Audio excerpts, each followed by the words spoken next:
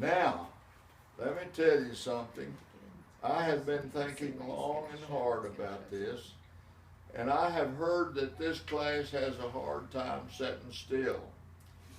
So I just thought, well, maybe they have some sort of a monkey butt problem, and I brought a can of monkey butt powder for y'all in case that is true. Anyway, I had heard that y'all couldn't sit still, so I figured maybe you had a good monkey butt problem, and I brought this anti-friction powder for the class if they need it. On behalf of the class, thanks. Dr. White, you remember the groundbreaking ceremony we had for the high school? I remember it like it was yesterday. Yes, sir. Well, anyway, this was November the 22nd. We had, the school had purchased, well, we didn't buy it all because we couldn't pay for it all, but we bought a few acres over there where the new stadium is now, and the long-range plan was to put a high school there. Well, on this particular day, we got all the kids out of class, and there was a lot of excitement because we were going to march all the way over there in a group all the way over the other side of Conway to where this new land was. Well, we got over there, and I had maintenance put up the grandstand and a lot of seats out there, and had decoration. The cheerleaders were over there, and we started the program, and mayor got up and welcomed the crowd, and the school board president got up and welcomed the crowd, and then I got up there and I was telling about the land and what we were going to do with the land, and the people were really paying attention, you know, and all of a sudden I could see that something had happened in the audience, because you could follow your eyes and you could see that there was not any interest in what I was saying. It was all chatter out there in the audience. Well, Pat McNallen, how many of you remember him? Band director. Yeah. He was a band director. Well, anyway, during this time, Pat come running up to me, and he says, "Mr. White, did you hear that they killed the president?"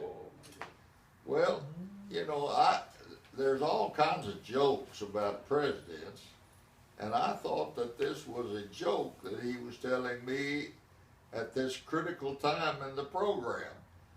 So I jumped on old Pat, and I told him, I said, "Get back over there with your band and get ready to continue with this program." Well, poor old Pat hung his head and went back over there, you know, and got with his band.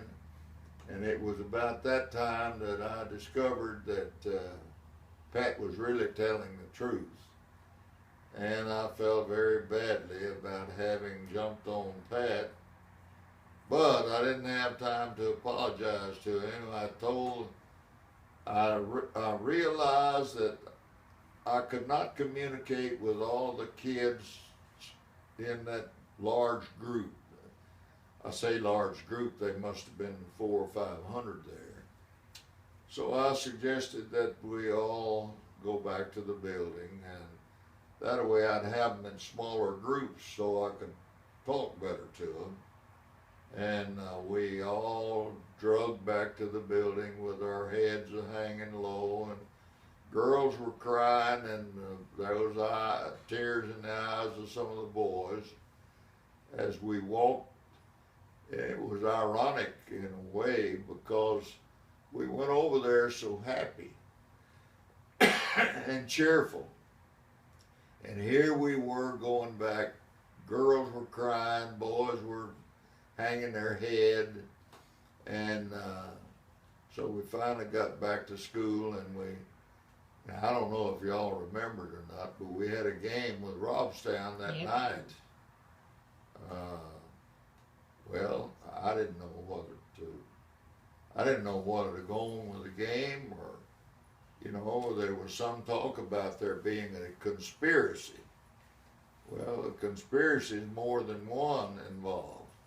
So I didn't know, well, maybe there was some mad mob waiting somewhere between Mission and Kingsville, or Robstown, where we were going to play. But finally, we decided to go on with the ball game. We went up there, and I think we won the game, but I'm not sure, because the events that were happening on that day were of such proportion that it pushed this ball game way in the back, you know.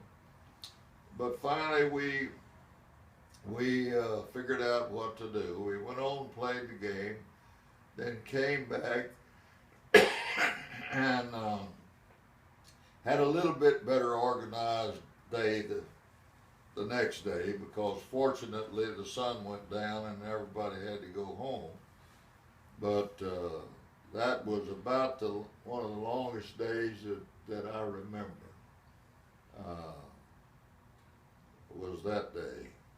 Was school canceled on Friday? Do what? Was school canceled on Friday? It was Friday. Well, was it Friday or Was it Thursday? Friday? It was a Friday. Okay. Yeah, because we went to Robstown that night and played, and we were listening on the bus. And the bus had a radio on it, and we could hear them talking about it on the bus. And then, so it was a Friday.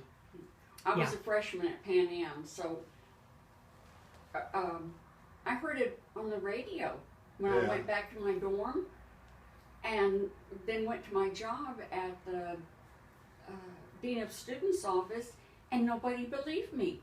Oh, that's not something to joke about. And the Dean of Students had a little, you remember the little transistor radios? Yeah. And he turned it on, and by God, they believed me then. But you know, I felt so bad about jumping on old Pat after I found out it was true. But that was, I think, I had a lot of long days as high school principal, but I think that was one of the longest. I never was so glad to see school be out and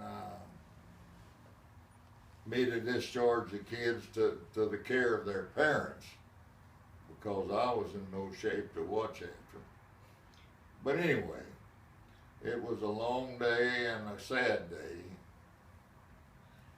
But like a true American should, we made it through, Ben. Yep. We made it through. What would you, if you had to say, what was one of the major highlights of being principal at Mission High School? I don't have to think about that. I think one of the major highlights when I came to Mission was the quality of the kiddos. I was brand new. They dumped me in that school. What I knew about being a principal could be written on a cigarette paper. Now you tell us. Yeah, we didn't know that. Well, but the kids of that class welcomed me in and helped me to make that first year a successful year. I don't know why it always seemed to me that class took me under their wing instead of me taking them under my wing. What year was it? 1959. This is our freshman year. Yeah, that's right. And anyway, the kids, you know, a group of kids with the wrong attitude could have made that first year for me one to be remembered, but in the wrong way. But they didn't. They were so cooperative and acceptance of me was outstanding. Now, I understand that the man that I followed was so disinterested in the school and the kids that you had better not be in that door when the school bell rang and turned out, or he would run over you getting out. Well, now that wasn't my idea of a principal. I worked harder that first year, getting stuff started. You know, he didn't have anything going on. And pretty soon we had a high school that was humming like a new machine. Or I thought we did. So. Okay, we want a couple of teacher stories. We have to have a teacher story. Oh, okay. You know us. I got one that I think is a good one. I ought to have my rear end kicked for doing it, but in any event, I went down to the bank one day and they were giving away ashtrays. So since it was free, I didn't have any place to put ashtrays except the teacher's lounge, and I didn't need that many. But I loaded up on free ashtrays. Well, there was a school board member by the name of Tony Longoria. Well, I told old Tony my plan, and I said, you back me up on this.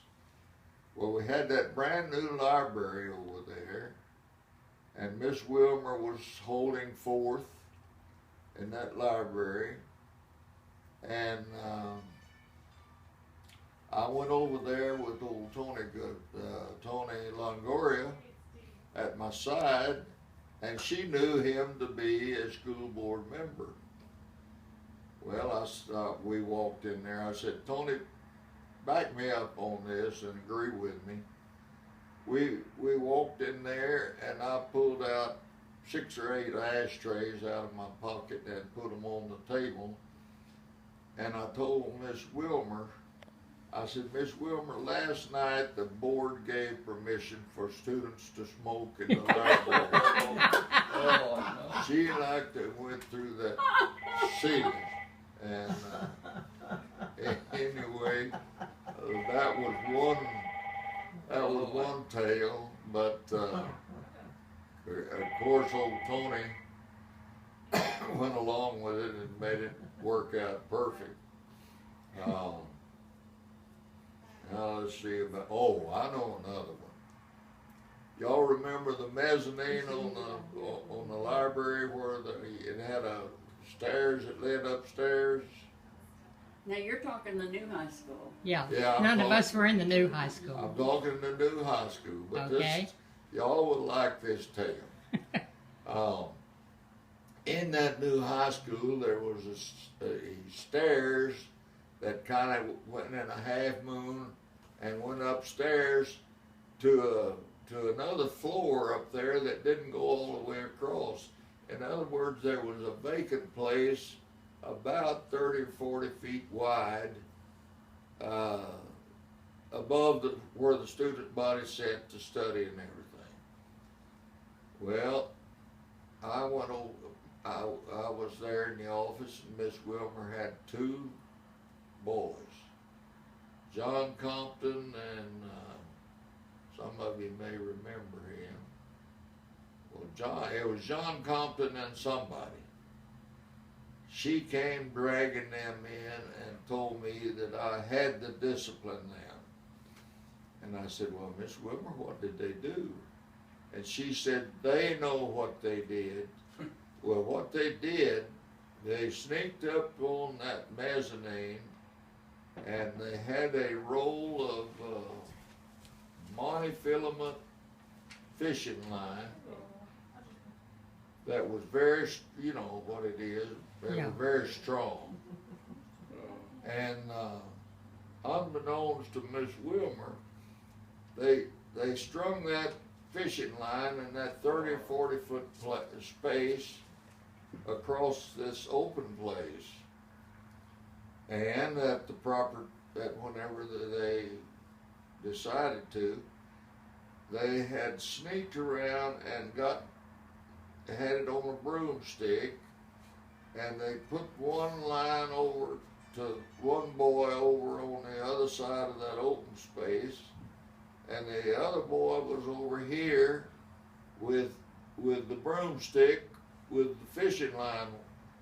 And somewhere along the way they took a book and turned it upside down on that monofilament line, which you couldn't see.